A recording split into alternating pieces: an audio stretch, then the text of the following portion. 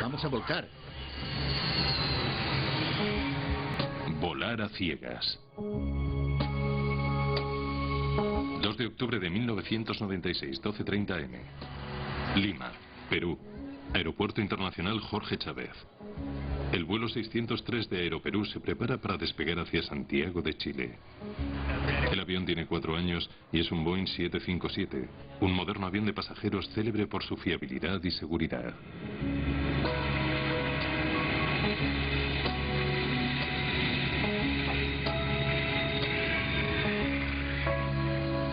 Al mando del vuelo 603 de Aeroperú se encuentran 2 de los mejores pilotos de esta línea aérea nacional. El capitán Eric Schreiber, de 58 años, y el primer oficial David Fernández, de 42.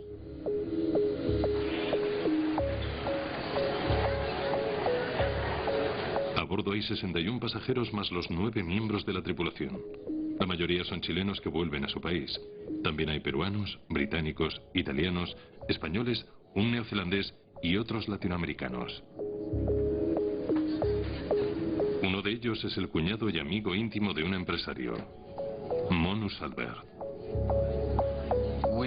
Nuestra compañía hace negocios en Sudamérica. Hacemos exportaciones y de vez en cuando visitamos a nuestros clientes. En este viaje, Kenny y Abraham fueron a ver a unos clientes a Perú y Chile. Yo tenía muy buenas relaciones con ellos. Claro que uno de ellos era mi cuñado. Y éramos como hermanos. Yo le quería mucho y se casó con mi única hermana. Teníamos muy buena relación. 12:40 am.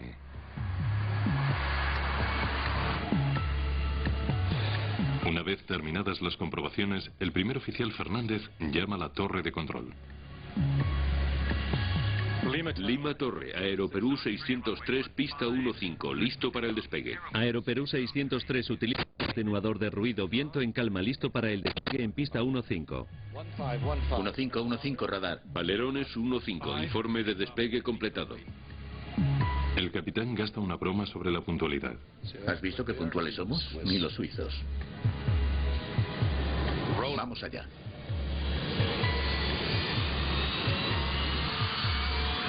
El Boeing 757 de Aeroperú está controlado por un ordenador de nueva generación y los pilotos han sido instruidos para confiar en un sistema centralizado de datos que está diseñado para reducir errores tanto mecánicos como humanos. Durante el despegue el avión no presenta ningún problema. 150 kilómetros por hora. Comprobado. V1 girando. V2.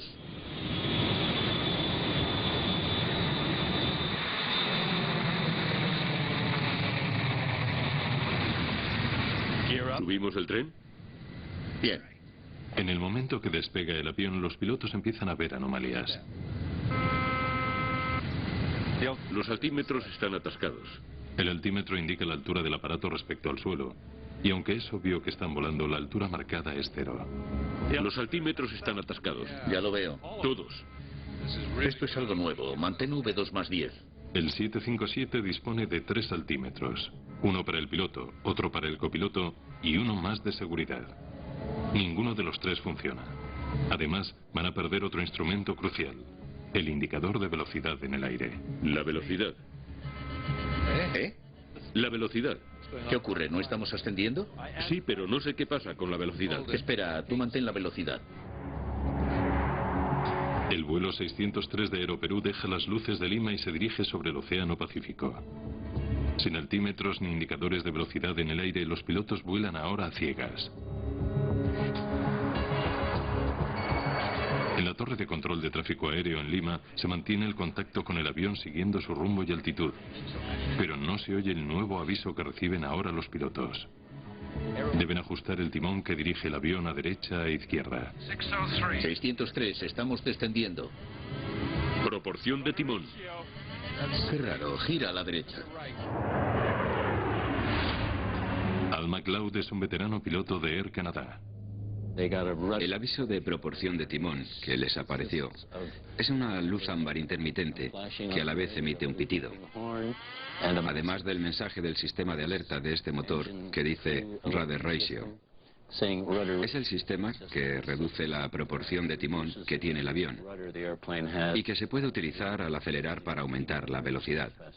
Como estaba detectando una información incorrecta, interpretó que existía una avería y dio el aviso a los pilotos.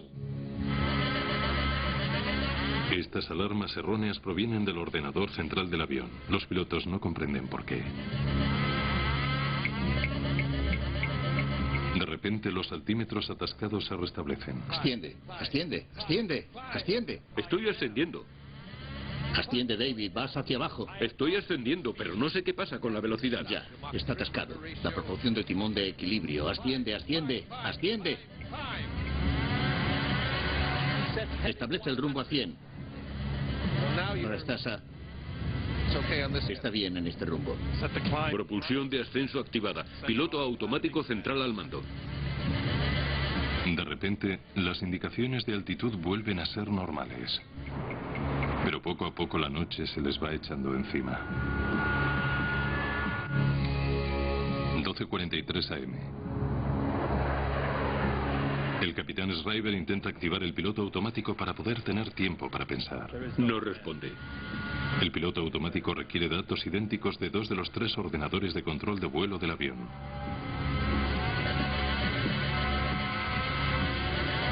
Pero las indicaciones del instrumento de Shriver son tan diferentes de las del de Fernández que el piloto automático se desactiva. Y aparece otra alarma. Inclinación a velocidad Mach. Esta alerta indica que el avión no está volando en posición nivelada. Pero a los pilotos no les parece que el 757 vuele inclinado. Vamos con los instrumentos básicos, está fallando todo. La inclinación a velocidad Mach es un sistema que sirve para equilibrar el avión.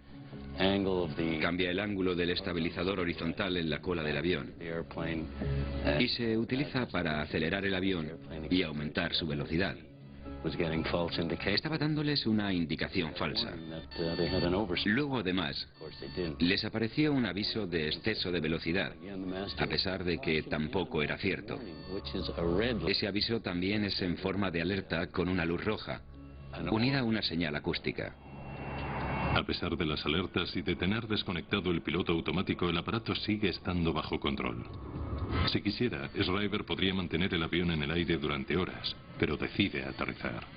Da instrucciones al primer oficial Fernández para que declare una emergencia. Instrucciones al primer oficial Fernández para que declare una emergencia. Tenemos una emergencia. Vuelo 603, aquí Lima. Declaramos situación de emergencia. No disponemos de altímetro ni indicador de velocidad en el aire. Declaramos emergencia. Recibido, altitud. No tenemos. Estamos a unos 300 metros y nos aproximamos a 500. 603, confirme si es posible cambiar su frecuencia a 119.7 para recibir instrucciones de radar. A solo 60 kilómetros de Lima, los pilotos del vuelo 603 de Aeroperú navegan sin instrumentos con la esperanza de que en tierra puedan ayudarles a aterrizar el avión.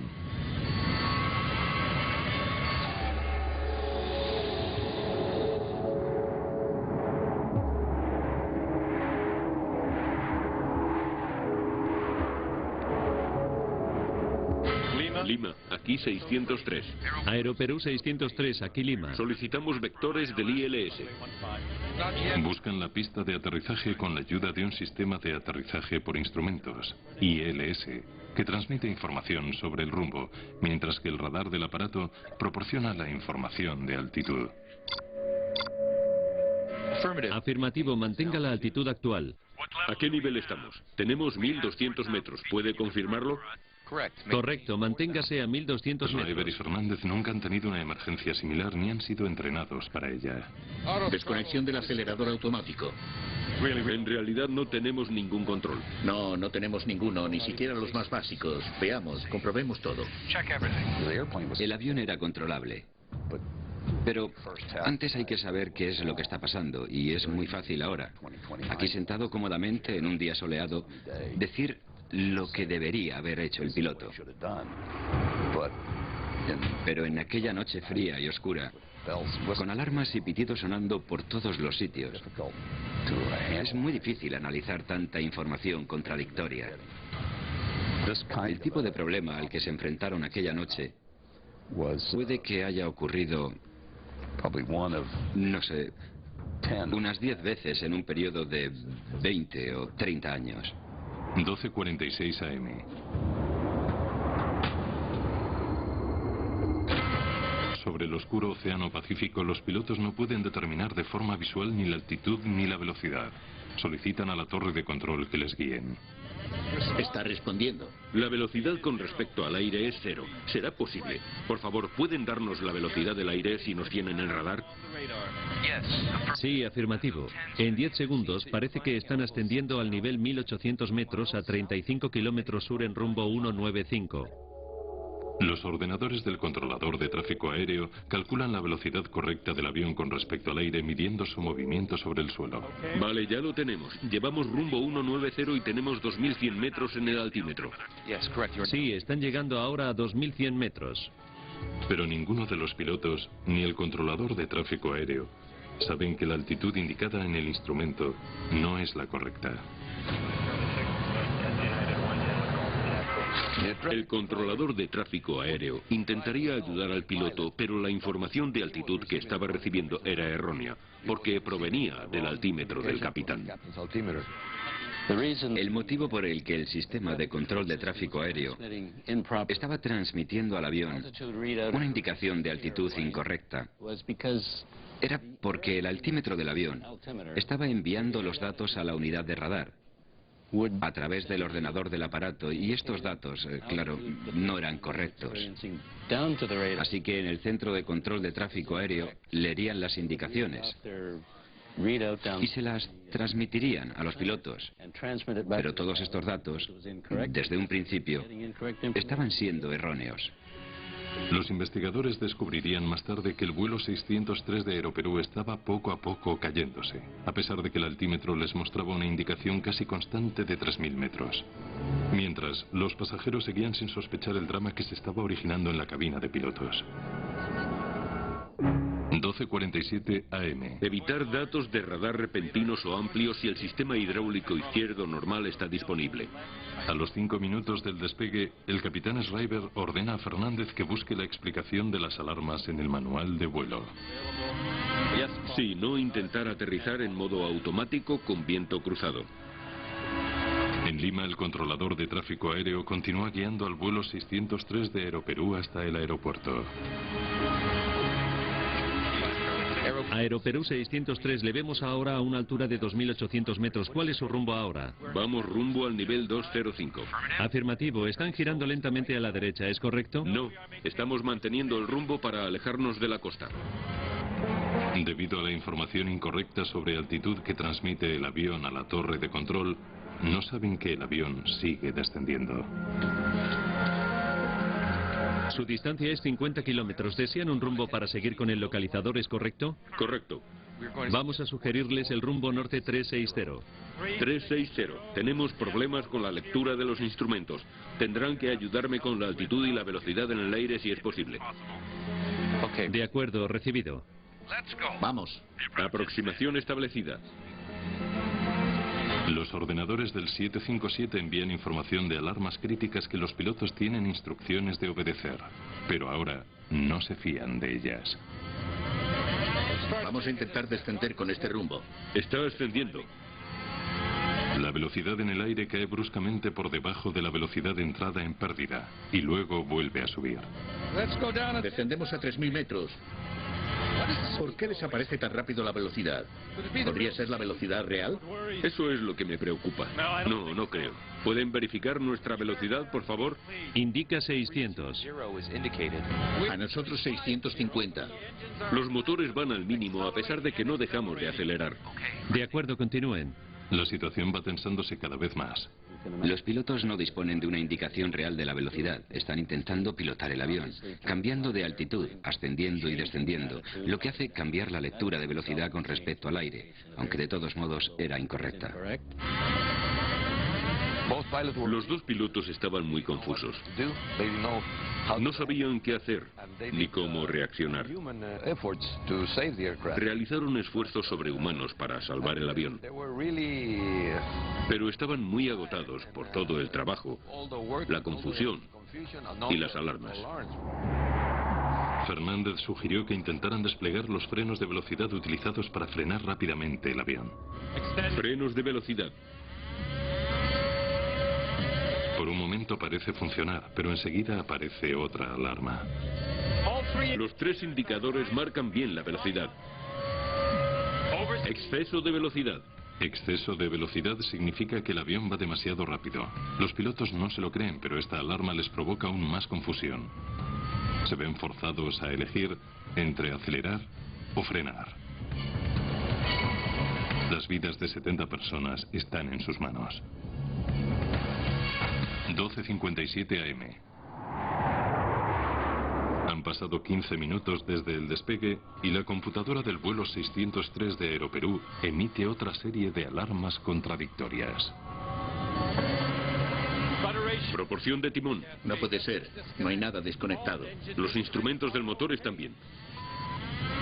¿Qué velocidad real tenemos? Las indicaciones están bien. La única posibilidad que les queda es la ayuda de la torre de control en Lima. Están cruzando el 260 de Lima a 50 kilómetros al oeste. La altura es 3.300 metros. La velocidad de tierra es de unos 500 kilómetros por hora. Perfecto. La indicación de altitud de los controladores es incorrecta. Los ordenadores del 757 están emitiendo información errónea que se transmite por radio a la torre. Exceso de velocidad.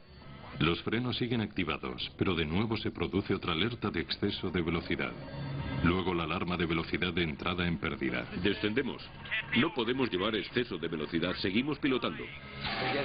Tienen una alarma de velocidad de entrada en pérdida, como si se estuviera cayendo el avión hacia abajo. Y al mismo tiempo, otra de exceso de velocidad. Es imposible tener 2 alarmas contradictorias. O te estás cayendo hacia abajo, o vas con exceso de velocidad. Eso les creó todavía más confusión. La verdad es que estos problemas no habían ocurrido nunca. Era un caso de emergencia nuevo. En la aviación uno siempre se pregunta, ¿qué es lo que me va a matar? ¿Cuál es el problema más importante? Pues ocupémonos de eso primero y luego ya solucionaremos los problemas menos importantes. Cuando te aparece una alarma de entrada en pérdida o de exceso de velocidad, tienes que prestar atención a eso inmediatamente. Pero es que en este caso tenía las 2 a la vez. ¿Y cuál de ellas era la correcta? Se da cuenta de que lo van a tener muy difícil para poder aterrizar.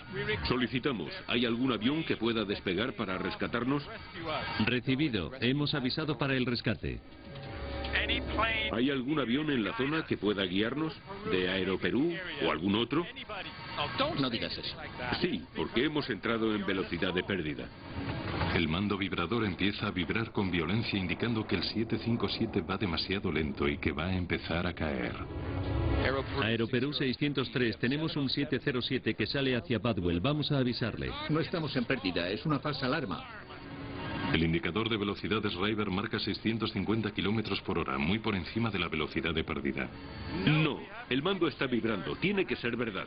Pero incluso con los frenos de velocidad nos estamos manteniendo a 2.900 metros. ¿Por qué no nos da la misma indicación? Cuando la velocidad del avión se reduce hasta un punto en el que ya no puede seguir sosteniéndose en el aire, entra en pérdida de velocidad o deja de volar. Cuando ocurre esto, hay un sistema de alarma en el aparato que indica a los pilotos lo que está pasando y consiste en un mando que vibra y una señal de voz. Este mando vibrador se activa cuando el avión ha reducido mucho su velocidad. La columna de control de los pilotos empieza a vibrar así y al mismo tiempo oyen la voz de alarma que indica que el avión ha entrado en pérdida. En ese momento, los pilotos tienen que seguir el procedimiento correspondiente para sacar el avión de la velocidad de pérdida. En la batalla entre el hombre y la máquina, el trastornado 757 está ganando la partida. Los pilotos no tienen idea de dónde están ni a la altitud a la que se encuentran. Han ido descendiendo poco a poco hasta llegar a solo 300 metros sobre el nivel del mar. La torre de control en Lima, confundida por las señales incorrectas del radar del vuelo 603 de Aeroperú, sigue indicándoles que se encuentran a 3.300 metros. Aeroperú 603 vuelan en un rumbo 120. Se encuentran a una altura de 3.000 metros, velocidad de unos 400 kilómetros hora y la distancia a Lima unos 53 kilómetros desde el noroeste. El 707 estará listo en 15 minutos para ir hacia el oeste en su ayuda.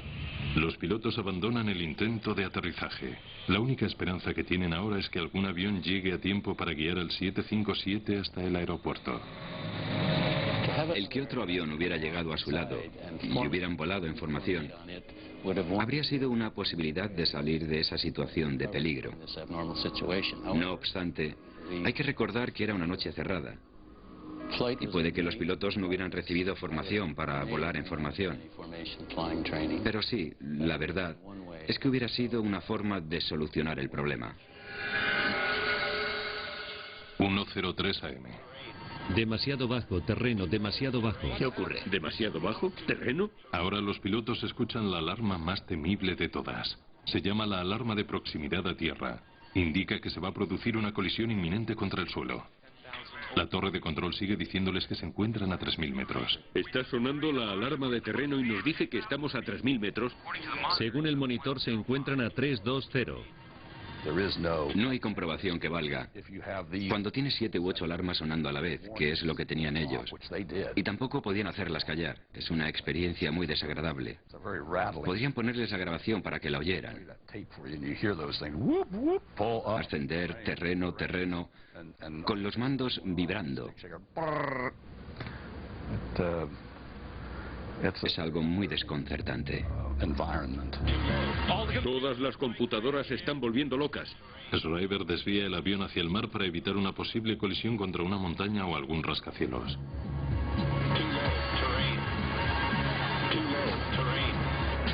A pesar de las alarmas erróneas, la alarma de terreno sí es correcta. Hay un sistema en el aparato llamado sistema de proximidad a tierra, que detecta la velocidad de descenso en el avión. Lo irónico de la situación es que estaban recibiendo el aviso demasiado bajo, terreno, demasiado bajo, terreno.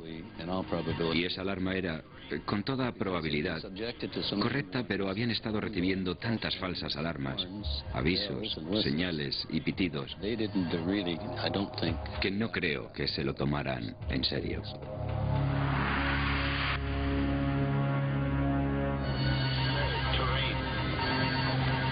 ¿Estamos descendiendo ahora? Marca 690 kilómetros hora. ¿Estamos descendiendo? Aquí aparece la misma velocidad, unos 370 kilómetros hora. Velocidad de 370.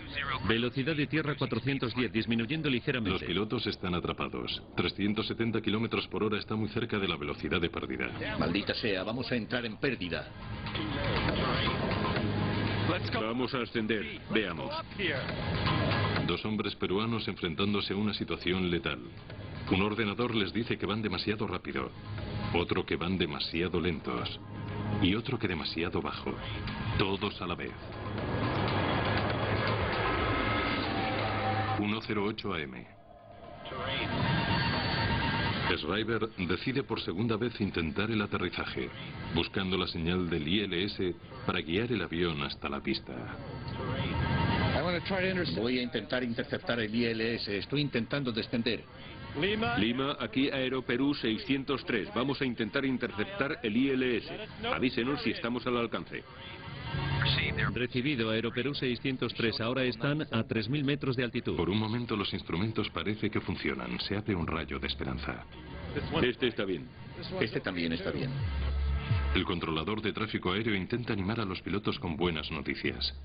Verifiquen velocidad. El 707 está rodando por la pista a punto de despegar. Confirme nuestra velocidad. Es muy importante. No tenemos ninguna indicación a bordo. ¿Cómo podemos estar volando a esta velocidad si estamos descendiendo con los motores en pérdida?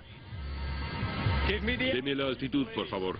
Sí, se mantienen a 3.000 metros, señor, según los instrumentos. ¿A 3.000? Sí, correcto. ¿Qué altitud les aparece? ¿Tienen alguna referencia visual? 3.000, pero si está avisándonos demasiado bajo terreno. ¿Estás seguro de que nos tienen el radar a 80 kilómetros? Mira, 685. ¿685? ¿Qué? Entonces, ¿reducimos velocidad? Aeroperú 603, aquí Lima. ¿Qué hacemos con la velocidad? De repente se dan cuenta de la triste realidad. Estamos impactando en el agua. Tira hacia arriba. Ascienda, ascienda, Aeroperú 603. Si necesitan ascender... Durante 20 segundos más los pilotos intentan ganar altura.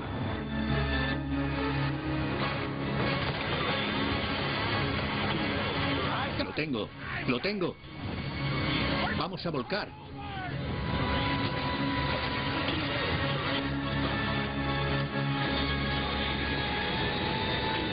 Aeroperú 603, aquí Lima.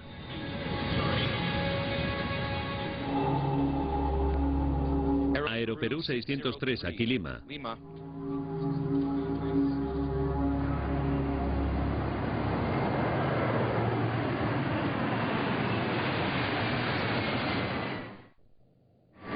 De octubre de 1996. A la mañana siguiente, el empresario mexicano Monus Albert se entera de que el vuelo de Aeroperú se ha estrellado. A los 5 minutos del despegue, los pilotos informaron a la torre que tenían una emergencia y solicitaron permiso para volver a Lima. El contacto con el aparato se perdió a la 1:10 de la madrugada. La última posición conocida del avión fue a 80 kilómetros al norte de Lima. Me levanté a las 6 de la mañana y me puse a ver las noticias. Oí que había habido un accidente de Aeroperú, pero mencionaron que era un vuelo de Nueva York a Lima. Las autoridades proceden a las operaciones de rescate del avión, que lleva 71 pasajeros y 9 tripulantes. Su cuñado y su socio iban en el vuelo 603 de Aeroperú. Así que me metí en la ducha. Y cuando salí habían rectificado la noticia, diciendo que era el vuelo de Lima a Santiago. Y yo sabía que Kenny y Abraham iban allí. Las noticias eran imprecisas. Dijeron que podría haber supervivientes y que se había estrellado en el Océano Pacífico. No sabían mucho, solo que se había estrellado durante la noche, así que yo pensé que quizá hubieran aterrizado sobre el agua y que habría podido salir la mayoría de la gente. Guido Fernández acaba de ser nombrado investigador del accidente en Perú. Aeroperú es su primer caso. El copiloto David Fernández es su sobrino. Estaba en la cama. Eran las 4 de la mañana, más o menos. Me llamaron y me dijeron que habían dado a mi sobrino por desaparecido en el accidente. Luego me preguntaron qué me parecía el que mi sobrino fuera el copiloto. Yo les dije que me sentía muy mal, pero que era un profesional y que tenía que hacer mi trabajo. Tenía que cumplir con mi deber y eso fue lo que hice. Era un profesional y que tenía que hacer mi trabajo. Tenía que cumplir con mi deber y eso fue lo que hice. Fernández llega rápidamente al lugar del accidente en un helicóptero de la Marina. Está claro que no hay supervivientes. Hay 9 cuerpos flotando entre los restos y el resto se ha hundido junto al 757.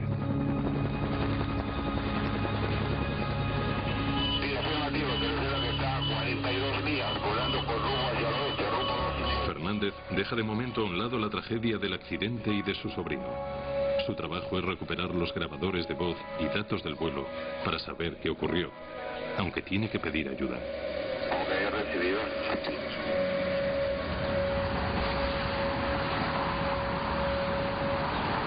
Fernández se pone en contacto con la Comisión Nacional de Seguridad para el Transporte en Washington, Distrito Federal, una de las principales agencias del mundo para la investigación de accidentes aéreos. Habían encontrado el aparato.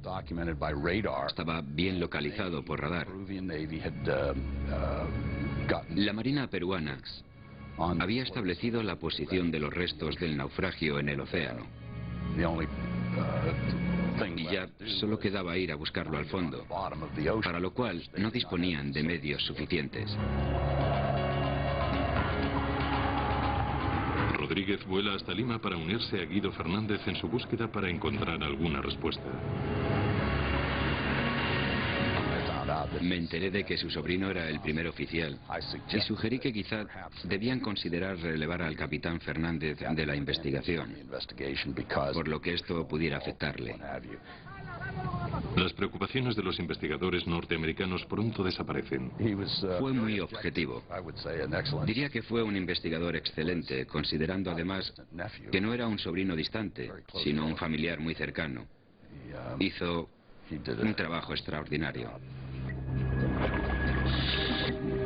La caja negra del Boeing 757 puede emitir una baliza localizadora durante 30 días. La Marina de los Estados Unidos proporciona vehículos submarinos con control remoto para explorar el área de los restos en busca de las cajas negras. El veterano investigador Rodríguez tiene claro que el avión cayó en una sola pieza.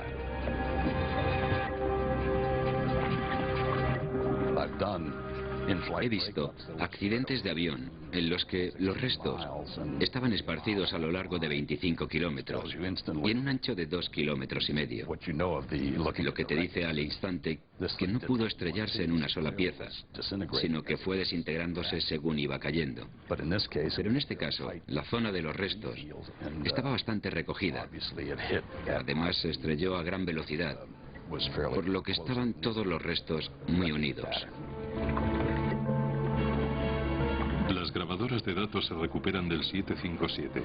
Llevadas a la superficie, las cajas se guardan en neveras con agua dulce para evitar que se oxiden y se trasladan a la comisión en Washington para su análisis.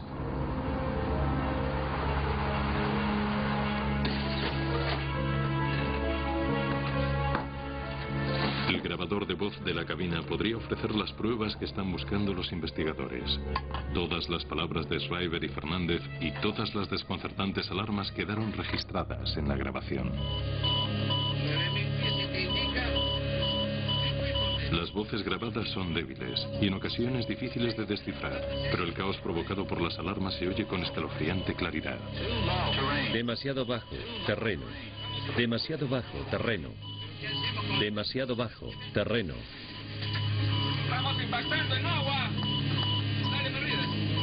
La cinta se graba en formato digital después de aplicarle filtros para mejorar la calidad. ¿Cómo puede estar volando con esta velocidad si estamos bajando con todo el poder cortado? De forma altura, por favor.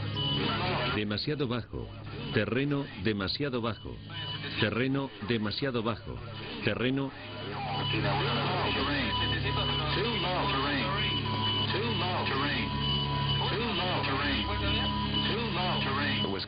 Para nosotros estaba claro que tenían problemas con la altitud y la velocidad en el aire. Y las indicaciones de estas dos cosas en el aparato dependen del sistema estático Pitot. El sistema estático Pitot se puede encontrar en todos los aviones, sean grandes o pequeños. Los puertos externos miden la presión del aire exterior para proporcionar los datos sobre la altitud y la velocidad. Si estos puertos se obstruyen, las computadoras del avión generan avisos falsos. Pero el por qué esos puertos estaban obstruidos es un misterio. Para averiguar la pieza que falta en el rompecabezas se utilizan vehículos robotizados. La sorpresa llega cuando los investigadores descubren que los puertos estáticos del capitán Shriver están completamente tapados con cinta aislante. Justo antes de que el vuelo 603 de Aeroperú despegara de Lima, los operarios de mantenimiento limpiaron el avión y cubrieron los puertos estáticos con cinta aislante como protección. Es lo que marca el procedimiento. Pero luego se olvidaron de quitar la cinta. Fue un pequeño descuido con un resultado catastrófico. No quitaron la cinta aislante y cuando el avión salió y empezó a volar, estos instrumentos solo detectaban la presión estática del aire atrapado a nivel del mar. El hecho es que el avión estaba ascendiendo hacia aire más fino, pero el ordenador de datos del aire y los instrumentos presentaban una información falsa, generando unas indicaciones completamente anormales. El inspector que tenía que haber realizado la supervisión del trabajo del operario no lo hizo. Aquella noche el supervisor habitual estaba enfermo y su trabajo lo estaba realizando un mecánico normal y él no lo vio. Luego el capitán o el piloto, en este caso el capitán, hizo la inspección previa dando una vuelta alrededor del avión, que sirve precisamente para detectar este tipo de cosas. Pero él tampoco lo vio. Un pedacito de papel con pegamento provocó el accidente. Pero no se puede culpar al papel ni al pegamento. Hay que responsabilizar a las personas. Porque estas fueron las que pusieron esa cinta y la dejaron donde no tenían que dejarla. Un accidente sorprendentemente similar al del vuelo 603 de Aeroperú había ocurrido 8 meses antes con otro 757. En febrero de 1996, 189 personas murieron cuando un charter alemán llamado Virgin Air se estrelló tras despegar cerca de Puerto Plata en la República Dominicana. La Comisión Nacional de Seguridad ayuda a investigarlo. Tras explorar el lugar del accidente, se descubre que uno de los tubos pitot, la otra parte crítica del sistema estático pitot, está atascado. Como en el vuelo 603 de Aeroperú, la noche es el peor enemigo del piloto. El vuelo de Virgin Air se puso boca abajo antes de chocar contra el mar.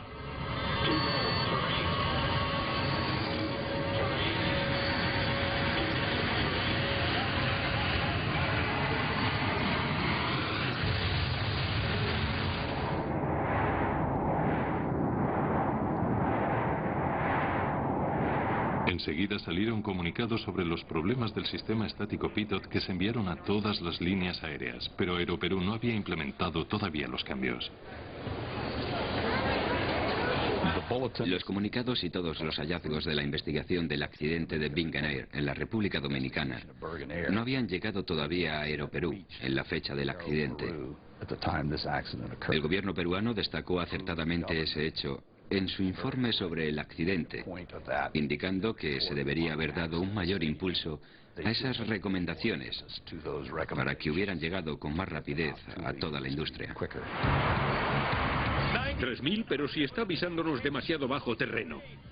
Aunque Schreiber y Fernández hubieran sabido lo de Virgin Air, puede que no les hubiera servido para salvarse, dada la gran tensión de la situación.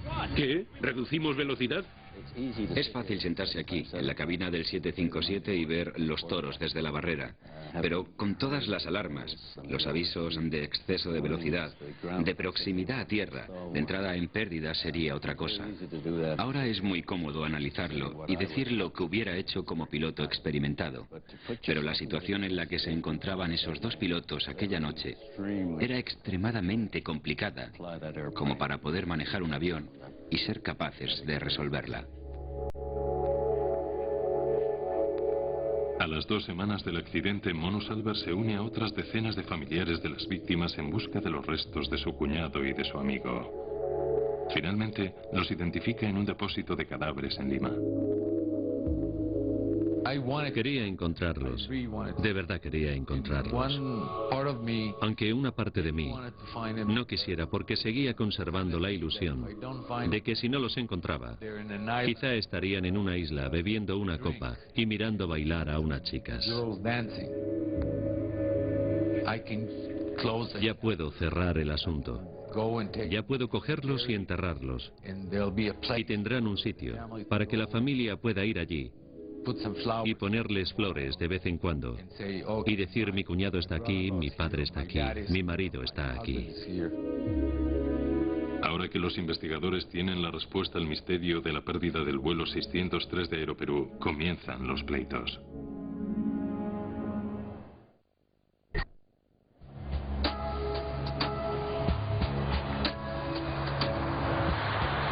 En noviembre de 1996, un abogado de Miami acepta defender a 41 pasajeros y la tripulación, responsabilizando a Boeing del accidente.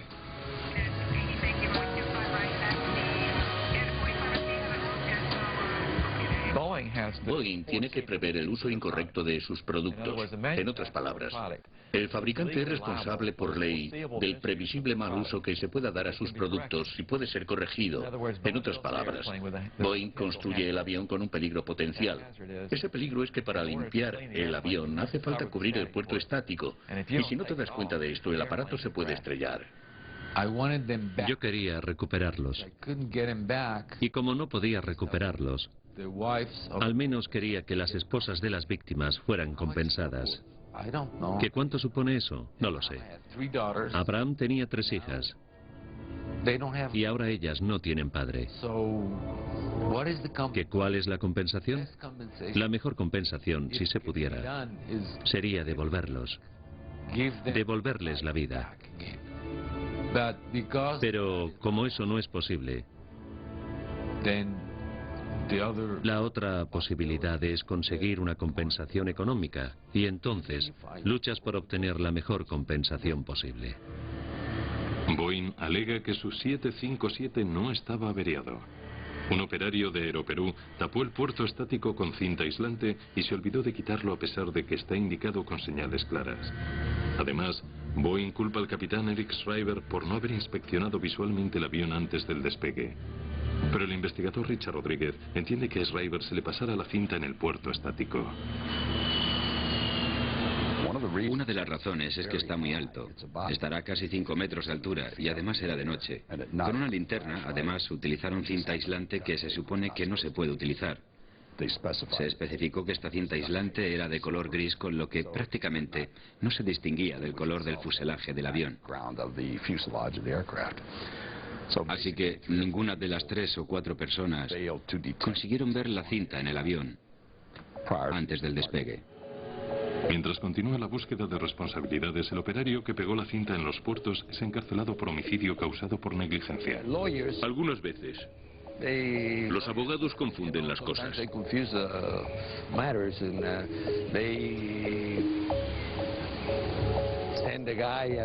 Envían a alguien que hace preguntas. Y luego, al que pegó la cinta, le hacen pagar el pato.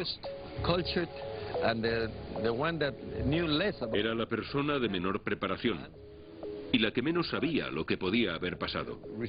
El juez dictaminó que él era el responsable y le metió en la cárcel. Schreiber y Fernández también fueron investigados. El veterano piloto Alan MacLeod cree que en su situación él no habría intentado aterrizar. Habría seguido volando todo lo que hubiera podido con el avión ligeramente inclinado hacia arriba y la velocidad justo por encima de la velocidad de crucero. La experiencia ha demostrado que si no estás pilotando el avión, cuando te encuentras en una situación anormal, y ellos lo estaban, debes ponerte a pilotar el avión. Es lo primero y principal. Concentrarte en pilotar y mantener el avión bajo control. ¿Estamos descendiendo ahora? Marca 690 kilómetros hora. Si no lo haces, el avión te lo va a hacer pagar y vas a acabar en una situación más seria. Yo hubiera pilotado de forma manual el avión, asegurarme de poder volar con seguridad, aunque solo fuera usando el indicador de dirección y altitud, y los valores normales de potencia con los que estuviera familiarizado, y después intentar llevar el avión hasta tierra.